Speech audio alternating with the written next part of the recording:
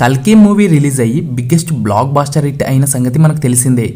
Movie starting నుండి pre climax వరకు ఒక ఎత్తు అయితే మూవీ లాస్ట్ 20 minutes మాత్రం గూస్ బంప్స్ అంతే. At the same time movie చూసిన చాలా మందికి క్లైమాక్స్ పార్ట్ అర్థం కాలేదు.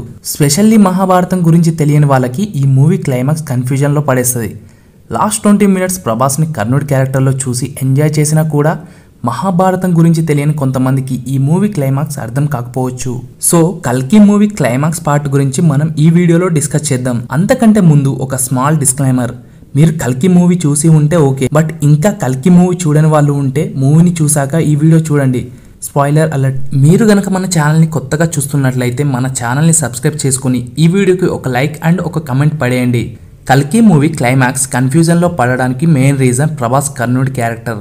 మూవీ స్టార్టింగ్ నుండి ప్రభాస్ని భైరవగా చూపిస్తూ మూవీ క్లైమాక్స్ సీన్లో మాత్రం మన ప్రభాసే ఒకప్పటి మహాభారతంలో కర్ణుడు అంటూ నాగిమావ బిగ్ ట్విస్ట్ ఇచ్చాడు. మూవీలో ఈ ట్విస్ట్ ఎంత కిక్ ఇచ్చిందో అట్ ద సేమ్ టైం కన్ఫ్యూజన్లో కూడా పడేసింది. ఇక ఈ ట్విస్ట్ మనకి అర్థం కావాలి అంటే ఇక్కడ మూవీ స్టోరీని కొంచెం ఎక్స్ప్లెయిన్ చేసుకోవాలి. సుప్రీం యాస్కిన్ మన కమల్ హాసన్ గారు ఈ మూవీలో కలి 2898 ADలో ప్రపంచం మొత్తాన్ని కలి రూల్ చేస్తూ ఉంటాడు. మహాభారతంలో చెప్పుకున్న విధంగా కలియుగంలో కలిని అంతం చేయడానికి శ్రీ మహావిష్ణువు కల్కిగా జన్మిస్తాడు. సో ఇదంతా బాగానే ఉంది. ఇప్పుడు కల్కి మూవీలో స్టార్టింగ్లో శ్రీకృష్ణుడు అశ్వత్థామతో నువ్వు చేసిన పాపానికి ప్రాయశ్చిత్తంగా కలియుగాంతం వరకు బ్రతికే ఉంటావు, కలియుగంలో నేను మళ్ళీ జన్మిస్తాను, అప్పుడు కలి నా పుట్టుకని కూడా ఆపగలిగేంత శక్తిమంతుడు, సో నా పుట్టుకని కలి ఆపకుండా చూసుకో అని శ్రీకృష్ణుడు అశ్వత్థామతో అంటాడు. సుమతి దీపిక పడుకొనే ప్రెగ్నెంట్, సో తన కడుపులోనే కల్కి జన్మిస్తాడు అని అశ్వత్థామ తెలుసుకుని సుమతిని అశ్వత్థామ ప్రొటెక్ట్ చేస్తూ ఉంటాడు. ఈ మూవీలో మన ప్రభాస్ది భైరవ క్యారెక్టర్. కాంప్లెక్స్లోకి వెళ్ళడానికి సుమతిని పట్టిస్తే కాంప్లెక్స్కి వెళ్ళొచ్చని థాట్తో సుమతిని పట్టించి కాంప్లెక్స్లో కమాండర్కి అప్పగించాలని అశ్వత్థామతో కూడా ఫైట్ చేస్తూ ఉంటాడు. అశ్వత్థామ చాలా పవర్ఫుల్, కానీ క్లైమాక్స్ సీన్లో కమాండర్ మానస్ అశ్వత్థామని కూడా ట్రాప్ చేస్తాడు. అదే టైంలో అశ్వత్థామతో ఫైట్ చేసిన భైరవ స్పృహ తప్పి అశ్వత్థామ కర్ర దగ్గర పడిపోతాడు. సో కమాండర్ మానస్ సుమతిని శంబాల నుండి కాంప్లెక్స్ కి తీసుకెళ్లడానికి ట్రై చేస్తుంటాడు. అశ్వత్థామ ట్రాప్ అవ్వడం వల్ల ఏం చేయలేని స్టేజ్ లో ఉంటాడు. అప్పుడే అశ్వత్థామ కర్ర ప్రభాస్ చేతిలో పడుతుంది. సో అప్పుడు ప్రభాస్ కర్ణుడిగా మారిపోయి ఫుల్ పవర్స్ వచ్చి కమాండర్ మానస్ ని చంపి సుమతిని తీసుకెళ్లడంతో మూవీ ఎండ్ అవుతుంది. అంతా బాగానే ఉంది, కానీ ఇక్కడే కన్ఫ్యూజన్ స్టార్ట్ అవుతుంది. అసలు అప్పటి వరకు నార్మల్ పర్సన్గా ఉన్న భైరవ అశ్వత్థామ కర్ర చేతిలో పడేసరికి కర్ణుడిగా ఎందుకు మారిపోయాడు? అసలు భైరవ ఎవరు? తనకి అశ్వత్థామ కంటే ఎక్కువ పవర్స్ ఎందుకు వచ్చాయి?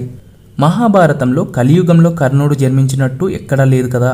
ఈ మూవీలోని ఇవన్నీ డౌట్స్ మన బుర్రని హీటెక్కిస్తాయి. సో మూవీ క్లైమాక్స్ని మనం కొంచెం డీకోడ్ చేస్తే మన నాగిమావ మూవీ స్టార్టింగ్ నుండే ప్రభాస్ క్యారెక్టర్ భైరవ గురించి మనకి హింట్స్ ఇస్తూనే ఉన్నాడు. కర్ణుడు కుంతీదేవికి పుట్టినప్పటికీ కుంతీదేవి కర్ణుడిని ఒక నదిలో వదిలేయడంతో కర్ణుడు రథం నడిపే ఒక సూదుడికి దొరుకుతాడు. ఈ మూవీలో కూడా భైరవని కూడా ఎవరో కని వదిలేయడంతో ఒక పైలట్ కి, అదే మన దుల్కర్ సల్మాన్కి దొరుకుతాడు. కర్ణుడికి సహజ కవచ కుండలాలు ఉంటాయి. కల్కి మూవీలో భైరవ ప్రభాస్ కూడా ఎప్పుడు ఆర్మర్స్ వేసుకుని ఉంటాడు. కర్ణుడికి తన రథం అంటే ఇష్టం, భైరవకి తన వెహికల్ బుజ్జి అంటే ఇష్టం. బుజ్జి డ్యామేజ్ అయినప్పుడు కూడా భైరవ చాలా బాధపడతాడు. కర్ణుడు మహాభారతంలో తన స్వార్థం కోసం అధర్మం వైపు నిలబడతాడు. ఇక్కడ భైరవ కూడా తన స్వార్థం కొరకు, అంటే కాంప్లెక్స్ లోనికి వెళ్ళడం కొరకు ఎవరు ఏమైపోయినా పట్టించుకోడు. ఇలా భైరవ క్యారెక్టర్ కి కర్ణుడి క్యారెక్టర్ లో నాగిమామ చాలా సిమిలారిటీస్ చూపించాడు. సో క్లైమాక్స్ సీన్ లో కర్ణుడి కర్ర భైరవ చేతిలోకి రావడంతో భైరవ శరీరంలోకి కర్ణుడి సోల్ వెళ్లి కమాండర్ తో ఫైట్ చేసింది అనుకోవచ్చు.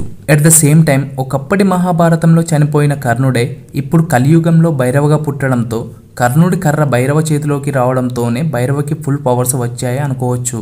ఇంకా నాగిమావ విజన్ ఎలా ఉందో కానీ ఈ క్లైమాక్స్ లో కర్ణుడే భైరవగా పుట్టాడా లేదా కర్ణుడి ఆత్మ భైరవలోకి వచ్చిందా అని మీరేమనుకుంటున్నారో కామెంట్ చేయండి. అలాగే ఈ వీడియోకి ఒక లైక్ చేసి మన ఛానల్ని సబ్స్క్రైబ్ చేసుకోండి.